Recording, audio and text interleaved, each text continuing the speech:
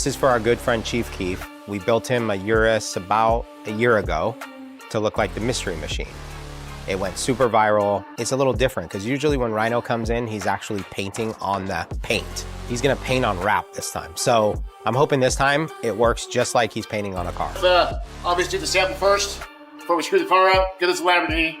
But we did it to where we use adhesion promoters, water-based paints, and it's satin clear over the top. And you're going more like this? More like this. Start off, the texture goes first, airbrush second, and then throw in those dipples and stuff like that.